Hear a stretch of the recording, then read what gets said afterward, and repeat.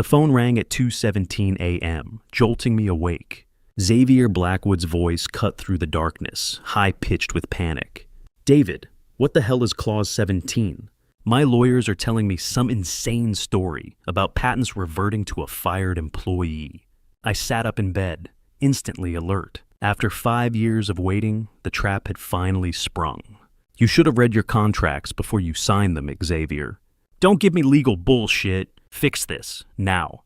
I walked to my home office, flicking on the lights. On my desk sat a red folder I'd hoped never to open, labeled VERTEC, Emergency Protocols. Inside were copies of every document, every email, every piece of evidence that would prove what Xavier had just done to himself. "I can't fix your arrogance, Xavier. You destroyed your own company the moment you signed those separation papers without reading them." The silence on the other end was deafening, then barely a whisper. "How much are we talking about?" 42 patents, over $1 billion, all legally transferred to Alexander Stroud as of 10:47 a.m. yesterday. The line went dead. "I'm David Park, and I'm the corporate lawyer who spent 5 years preparing for this exact moment." But this wasn't just about protecting a client. It was about proving that corporate arrogance has consequences. And sometimes those consequences cost everything. 5 years ago, I failed a client named Robert Stevens. He'd been a loyal engineer at a tech startup for 15 years when new investors decided he was too expensive. They fired him on a Friday, claiming budget cuts, then hired 3 younger engineers the following Monday to do his job. Robert came to me after the fact, hoping I could help him fight the wrongful termination. But his contract was standard corporate garbage. No protections, no recourse, nothing. I watched a good man's career get destroyed, while the company profited from his innovations. "I should have seen this coming," I told my mentor after we lost the case. "I should have protected him better." "Next time," she said, "don't just write contracts. Write insurance policies." That failure haunted me. So, when Alexander Stroud walked into my office 3 months later, worried about job security after 20 years with VERTEC, I wasn't going to make the same mistake twice. "I've seen what happens to loyal employees," Alexander told me. "Companies chew you up and spit you out the moment it's convenient. I need protection." I leaned forward, my voice intense. "Then we're going to build you the most airtight protection clause in corporate legal history. If they ever betray you, it's going to cost them everything." Drafting Clause 17 was like designing a bear trap. It had to be invisible until the moment someone stepped on it. Then it had to be absolutely lethal. I spent weeks researching patent law, looking for precedents where intellectual property rights reverted to original creators. The legal foundation was solid, but the execution had to be flawless. "Here's how this works," I explained to Alexander. "You've personally developed or supervised 42 patents during your tenure. Normally, these belong to the company, but if they terminate you without just cause, all rights automatically revert to you." Alexander's eyes widened. That's nuclear. Exactly. It's mutually assured destruction. As long as they treat you fairly, nothing happens. But if they betray you, I slid the patent valuation across the desk. They lose over $1 billion in intellectual property. What if they refuse to sign? They won't. I'm burying this 34 pages deep in your renewal contract, surrounded by standard language. Xavier Blackwood has never read a full contract in his life. He just signs whatever legal puts in front of him. The day of the board meeting, I presented Alexander's contract renewal as routine business. Standard employment terms, I told them. Confidentiality agreements, vacation policies, IP acknowledgments.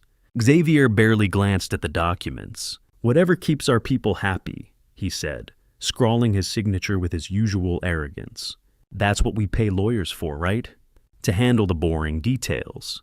If he'd bothered to read page 34, he might have survived what was coming. For 5 years, I watched VERTEC's culture shift. Xavier brought in younger executives, pushed out veteran employees, and surrounded himself with yes men who told him what he wanted to hear. Alexander kept me updated on every slight, every warning sign, every indication that his time was running out.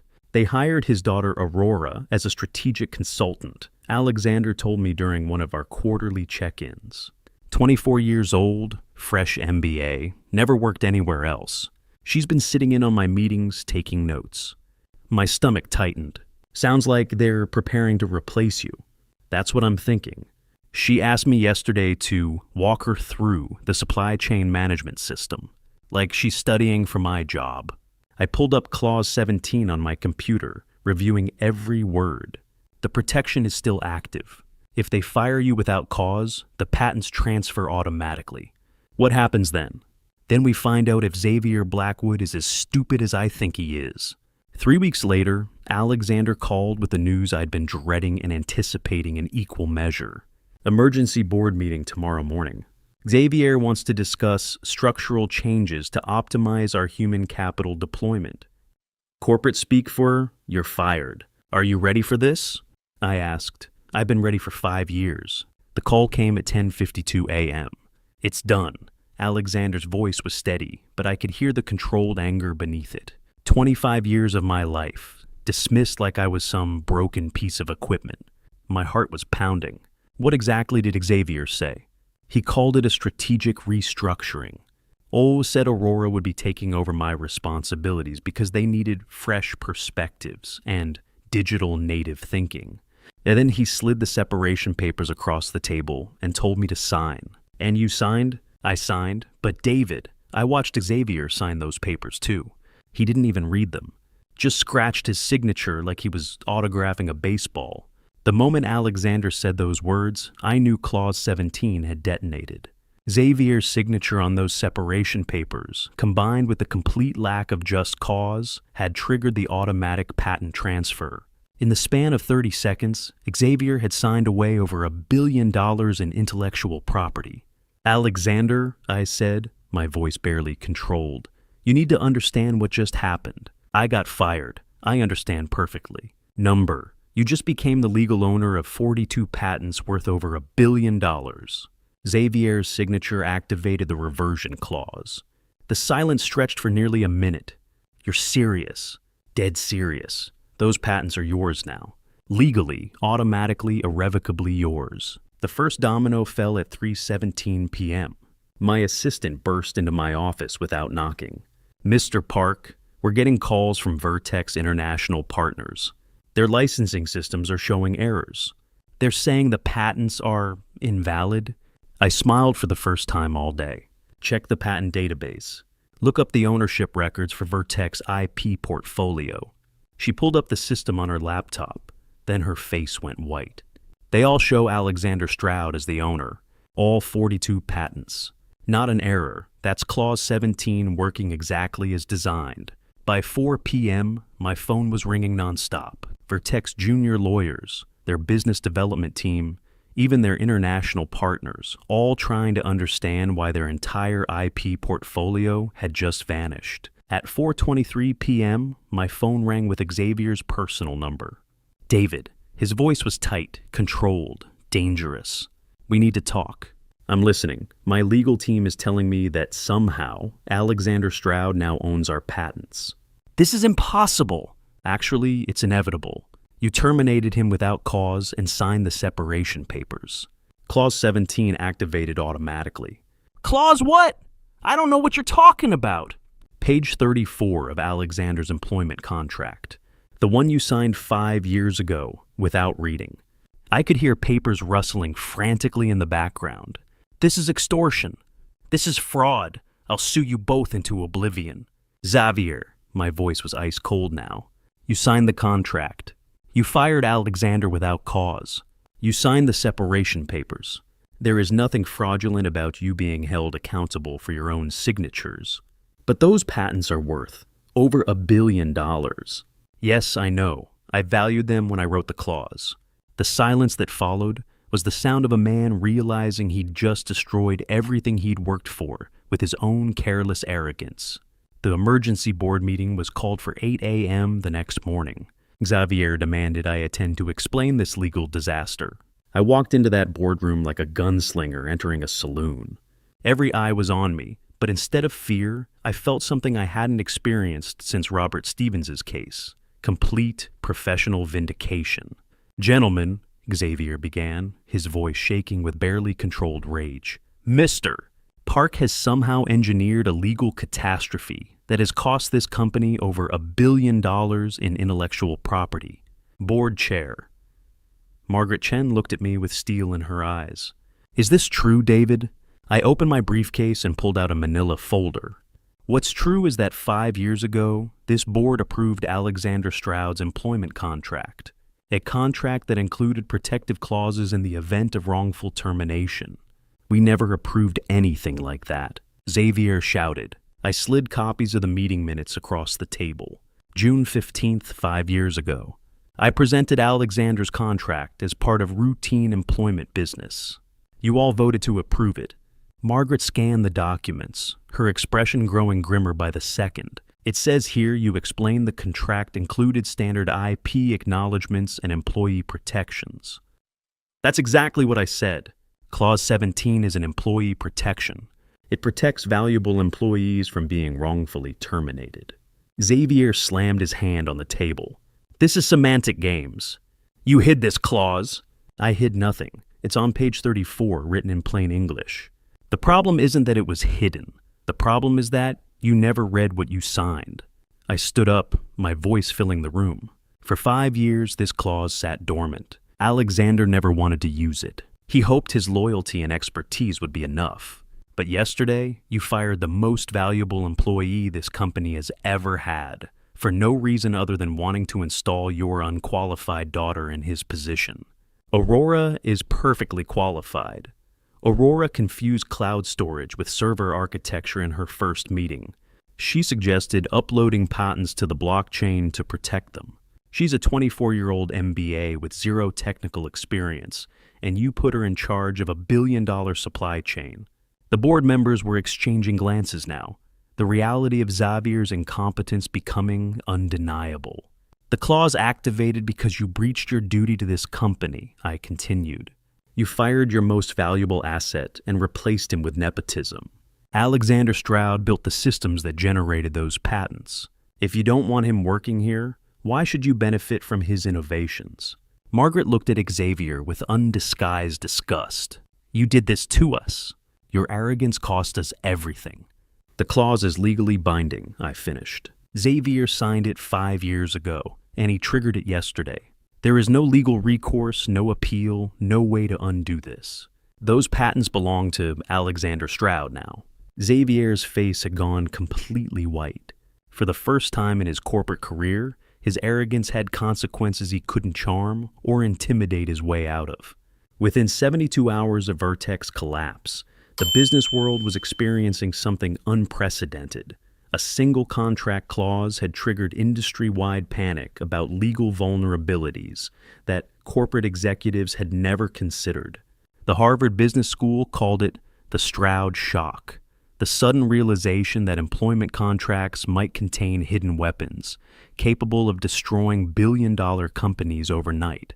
Within a week, 3 major law firms had launched contract vulnerability audits, charging Fortune 500 companies 6-figure fees to review their employment agreements for similar time bombs. We're getting 50 calls a day from panicked executives, reported Patricia Williams during our ABA committee call. They're demanding emergency reviews of every employment contract they have signed in the past decade. The corporate world is terrified that they have unknowingly signed away their company's most valuable assets. The fear was justified. My Stroud standard had inspired a new generation of employment lawyers to embed similar protective mechanisms in their clients' contracts. Within 6 months, reports surfaced of at least 12 major corporations discovering reversion clauses in their senior employees' agreements, clauses that had been sitting dormant for years, waiting to be triggered by corporate betrayal. Tech giant Meridian Systems found 17 patent reversion clauses in their senior engineering contracts. Pharmaceutical company Biogen discovered that their chief research scientist owned the rights to $800 million in drug patents if he was ever terminated without cause. The automotive industry went into collective panic when Ford's review revealed similar clauses protecting their electric vehicle technology developers. The Vertex case has fundamentally changed the power dynamic between corporations and their most valuable employees, wrote business analyst Jennifer Martinez in the Wall Street Journal. Suddenly, loyalty isn't just an emotional concept. It's a financial imperative. Companies can no longer casually discard experienced professionals without facing potentially catastrophic consequences. The media coverage was unprecedented. Forbes published a cover story titled, "The Lawyer Who Taught Corporate America to Fear Contracts." Businessweek ran a 3-part series analyzing the legal and psychological strategies that had brought down Xavier Blackwood. Even 60 Minutes aired a segment called The Billion-Dollar Clause that featured interviews with international partners who had watched Vertex empire crumble in real time. But the most satisfying recognition came from an unexpected source. Robert Stevens, the client I'd failed 5 years earlier, called me 2 months after the Vertex story broke. "I saw the Harvard Business Review article," he said, his voice carrying a satisfaction I hadn't heard since before his own corporate betrayal. "I know this doesn't bring back my 15 years, but watching you outmaneuver Xavier Blackwood felt like justice for all of us who got discarded by corporate arrogance." "That's exactly what it was supposed to be, Robert. I couldn't save your career, but maybe I prevented this from happening to others. You did more than that. You proved that intelligence and preparation can beat corporate power and arrogance. That matters to people like me. That matters to everyone who's ever been told they're too expensive or too old or no longer aligned with company vision." Well, within 6 months, my practice had transformed completely. I was no longer just writing employment contracts. I was designing comprehensive protection systems for high-value employees across multiple industries. Senior engineers, research scientists, creative directors, and other professionals whose innovations generated massive value for their employers began seeking what the media dubbed Stroud protection. Each case required the same strategic thinking that had made Clause 17 successful: legal precision, psychological insight, and long-term strategic planning. I found myself essentially reverse engineering corporate behavior and designing legal countermeasures customized to each company's culture and leadership psychology. The intellectual challenge was immense and deeply satisfying. A biotech researcher needed protection from acquisition-hungry pharmaceutical companies. A senior software architect wanted security against age discrimination in Silicon Valley's youth-obsessed culture. A creative director required shields against the advertising industry's notorious instability. Each protection system had to be invisible until activated, legally unbreakable once triggered, and psychologically designed to exploit the specific weaknesses of corporate leadership. I wasn't just practicing law. I was practicing strategic psychology, using legal mechanisms to enforce ethical behavior in corporate environments that had forgotten the value of loyalty. The financial transformation was remarkable as well. Companies began paying premium fees for legal vulnerability assessments to ensure their contracts didn't contain similar weapons. But more importantly, high-value employees were willing to invest substantial sums in protective legal architecture that could secure their careers and innovations. I hired 3 additional attorneys specializing in employment protection law. We developed standardized assessment tools, customizable protection clauses, and implementation strategies that could be adapted across industries. What had started as a personal quest for justice had become a systematic approach to corporate accountability. 6 months later, Alexander called with an update that validated everything I'd hoped to achieve through the Vertex case. The international conglomerate just offered me a permanent position as Global Innovation Director, he said. They want me to oversee patent development across 12 international markets. The salary is 4 times what Vertex was paying me. How does it feel to have your expertise properly valued? Like intellectual vindication. But David, the real impact is broader. 3 other companies have reached out, all emphasizing their commitment to respecting senior talent. Word has spread through the industry that loyalty needs to flow both directions. What kind of changes are you seeing? Companies are actually reading employment contracts now. They're asking detailed questions about protection clauses. They're implementing policies to prevent wrongful termination. The Vertec collapse sent a message throughout the corporate world that treating experienced professionals as disposable assets has consequences. The irony wasn't lost on either of us. Xavier's attempt to replace experience with nepotism had created industry-wide awareness of the value of senior expertise. His failure had become a cautionary tale that was reshaping corporate behavior across multiple sectors. "You didn't just protect me," Alexander continued. "You proved that strategic thinking and careful preparation can defeat corporate arrogance. That's a lesson every executive in America needed to learn, and you taught it in the most effective way possible, through consequences they couldn't ignore."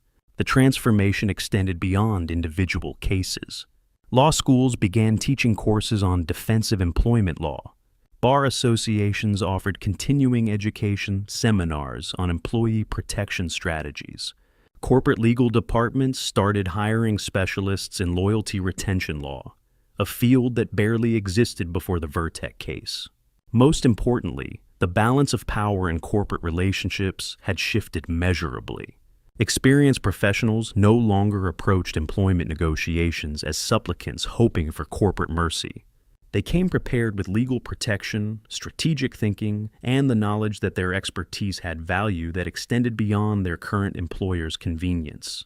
The gray wolves of the corporate world had learned something the young alphas forgot. Experience isn't just valuable, it's irreplaceable. And when you try to replace the irreplaceable, sometimes the very contracts you signed come back to teach you that lesson in the most expensive way possible.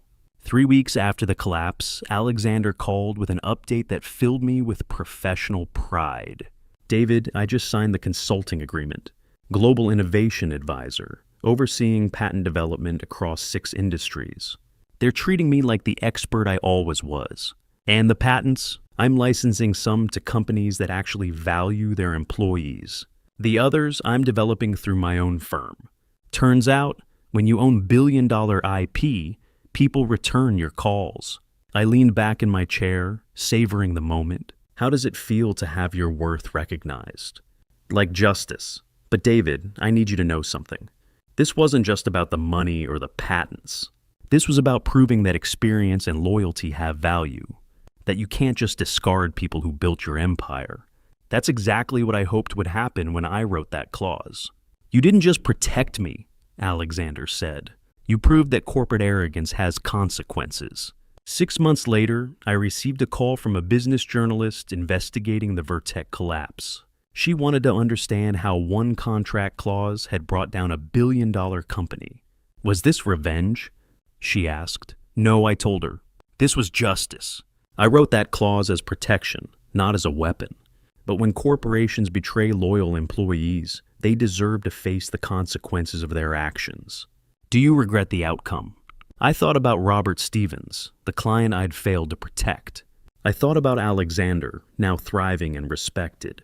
I thought about Xavier, whose arrogance had cost hundreds of people their jobs.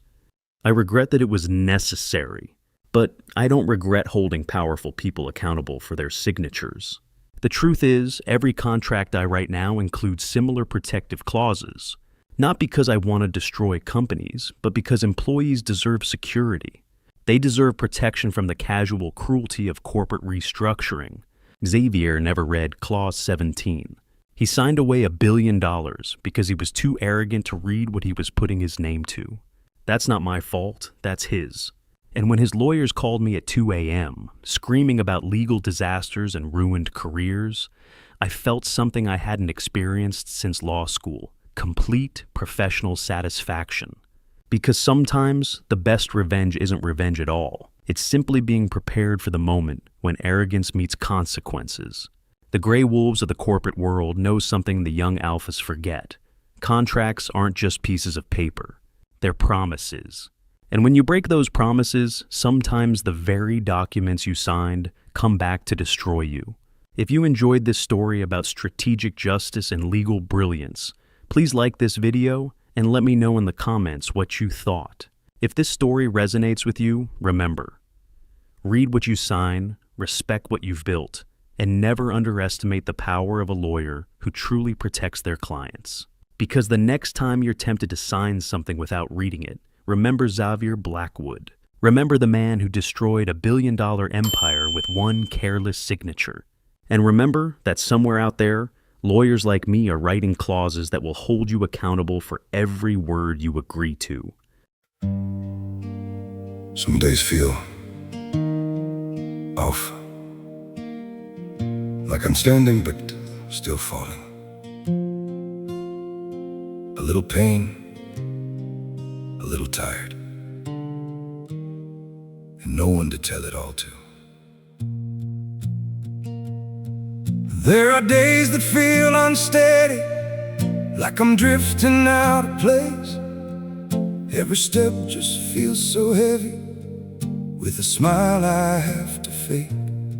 A little hurt I keep inside me, a little weight I always hide, and 1,000 quiet worries I've been holding deep inside. There's no one here to tell it to, no one who would understand. So I carry all these feelings like they're slipping through my hands. A little broken, little lost, trying hard to just get through. All these nights I stay awake with everything I never say to you. I keep walking through the silence like it's all I've ever known. Every crowded room reminds me how it feels to be alone. There's no one here to tell it to, no one who would understand. So I carry all these feelings like they're slipping through my hands. A little broken, little lost, trying hard to just get through. All these nights I stay awake with everything I never say to you.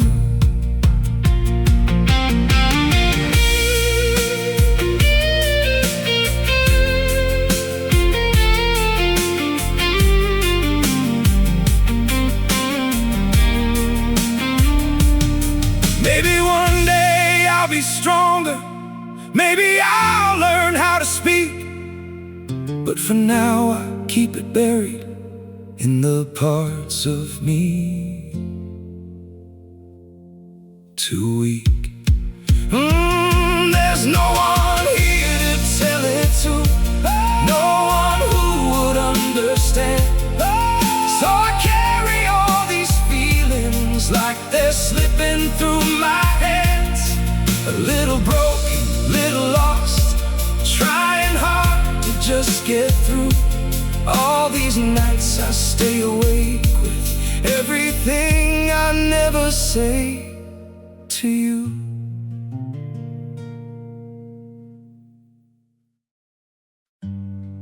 They say just forget, move on like it's easy. But forgetting you feels like remembering someone I've never seen. I've been trying to erase you from the places in my mind, but the harder that I fight it, the more you're hard to leave behind. Every memory keeps slipping through the cracks I try to close, like a face I should remember, but somehow never know. Forgetting you feels impossible, like chasing something I can't hold, like trying to remember someone that I've never even known. I keep reaching through the silence for a past I can't undo, 'cause letting go of what we had feels like losing something true. Every moment turns to fragments, every thought just fades to blue, like I'm searching for a feeling that still only leads to you. Forgetting you feels impossible, like chasing something I can't hold, like trying to remember someone that I've never even known. I keep reaching through the silence for a past I can't undo, 'cause letting go of what we had feels like losing something true.